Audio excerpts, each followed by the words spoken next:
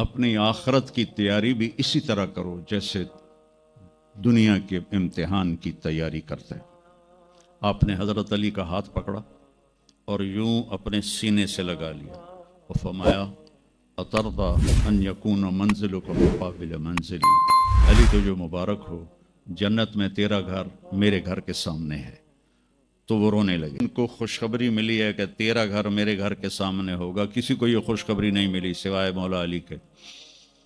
وہ رات کی مناجات میں روز تڑپتے روتے ہوئے یہ کہتے تھے آہن آہ من قلت الزاد و بعد السفر و وحشت الطریق، ہائے اللہ، ہائے اللہ، ہائے اللہ، میرے پاس عمل تھوڑا ہے۔ تھوڑے عمل والے کا گھر نبی کے گھر کے سامنے بنتا ہے؟ میرا عمل تھوڑا ہے، رستہ تنہا ہے، کبھی دیکھا نہیں اندیکھا ہے، یا اللہ پتہ نہیں میرا کیا بنے گا۔ یہ روز کی پکار اور مناجات تھی۔ اور پھر دنیا کو کہتے الیہ تغررتی، دنیا تو مجھے دھوکہ دیتی ہے، ہی ہاتھ غری غیری، چل دفعہ ہو جا کسی اور کو دھوکہ دے، میں بدتو کی ثلاثہ، میں تمہیں 3 طلاق دے چکا۔ تو جن لوگوں نے آخرت کو بنا لیا وہ کامیاب ہیں، اور جن لوگوں نے آخرت کو نہ بنایا تو وہ کچھ بچے ہڈ بلوں کی ویسی نام لے لیا ہے، سیر کے لیے گئے کشتی کی، تو وہ کہنے لگے ملاح سے چاچا تینوں کیمسٹری آمدی؟ اس کہ پتر اج ہی نہ سنایا کی ہوندی ہے؟ اس کہ تینوں پتہ نہیں ایسی سپیریئر یونیورسٹی دے سپیریئر لڑکے آئیں، سانوں ساری کیمسٹری دا پتہ۔ دوسرے نے پوچھا چاچا تو فزکس پڑھی؟ کہ میرا بچہ میں تو اج ہی نہ سنیا، ساری حیاتیہ بیڑی بائی ہے۔ تو چاچا تیری ادھی زندگی چلی گئی، ادھی زندگی ختم ہو گئی، سانو ایک اسی سپیریئر دے سپیریئر بچے، ساڑا برائٹ فیوچر۔ اتنے چھک موج آئی تے کشتی ہوئی ڈاواں ڈول۔ اس کہ پترو ترنا سکھیا ہی نے،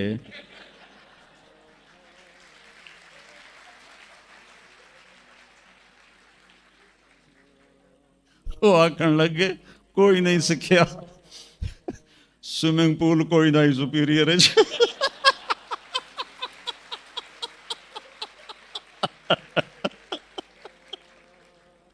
تو وہ ملا کہنے لگا پترو میری تو ادھی گئی تو تہاڈی ساری گئی۔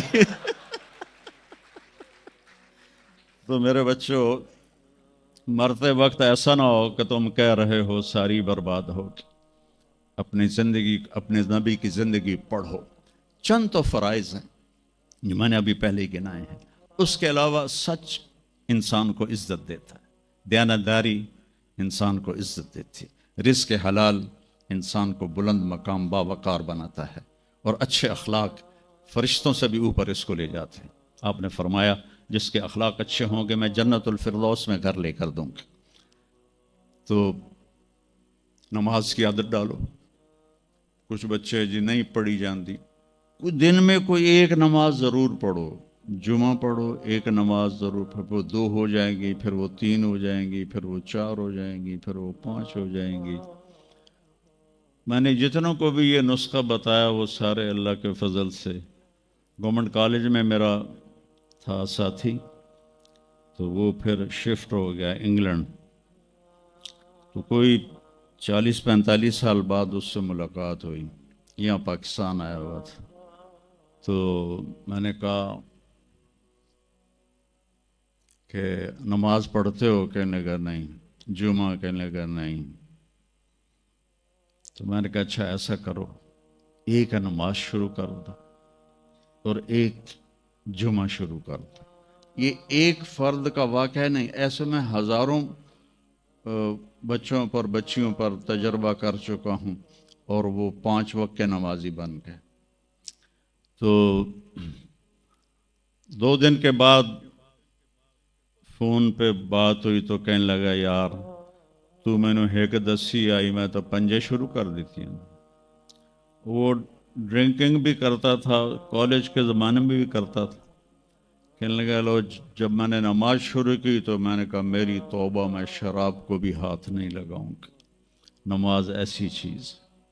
اپنی زندگی اگر کسی کے لیے رخصت ہوتی تو حضرت امام حسین علیہ السلام کے لیے رخصت ہوتی میدان کربلا میں، لیکن کیا جنت کے سردار، جنت کے نوجوانوں کے سردار، اور جنگ سے پہلے اونگ آ گئی اور آنکھ کھلی تو مسکرانے لگے، تو بہن زینب علیہ السلام نے پوچھا یہ کوئی ہسن دا ٹائم ہے، اتنی تو مصیبت آئی کھڑی؟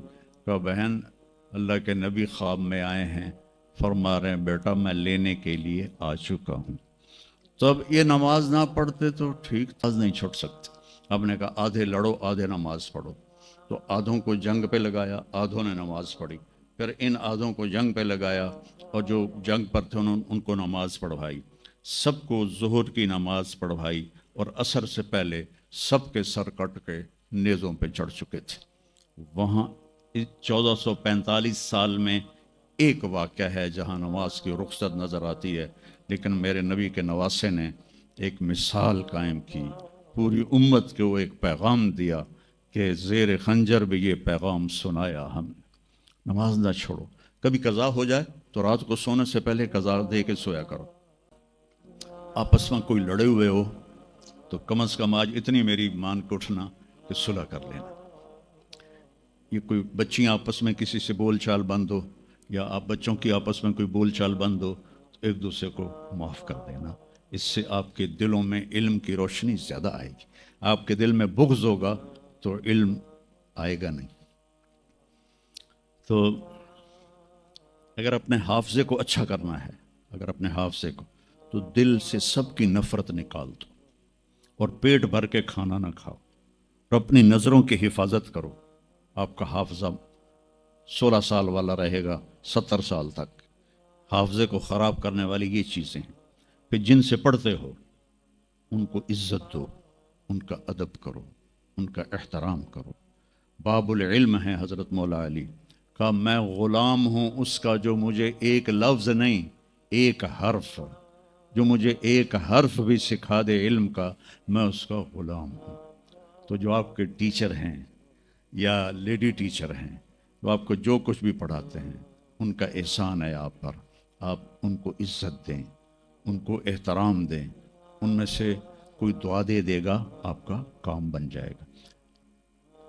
تو میں اسکول میں تو دعائیں لے نہ سکا استادوں کی، لیکن جب میں مدرسے میں داخل ہوا تو میں نے اپنے سارے استادوں کی دعا لی ہوئی ہے، ان کی عزت اور ان کے احترام سے۔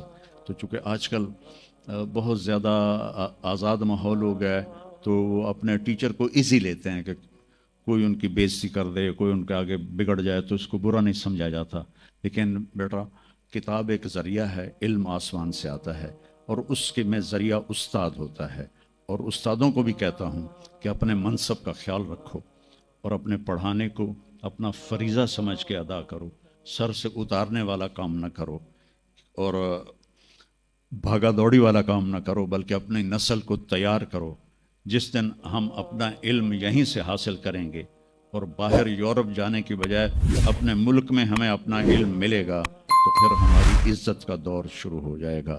جب تک ہم علم میں غیروں کے محتاج ہیں تو ہم انہی کے محتاج رہیں گے۔ تو یہ چند ایک باتیں آپ کی خدمت میں ہیں، اور جب آپ کو چھٹیاں ہوں تو تبلیغ میں کچھ وقت ضرور لگائیں، اس سے آپ کو فائدہ ہوگا۔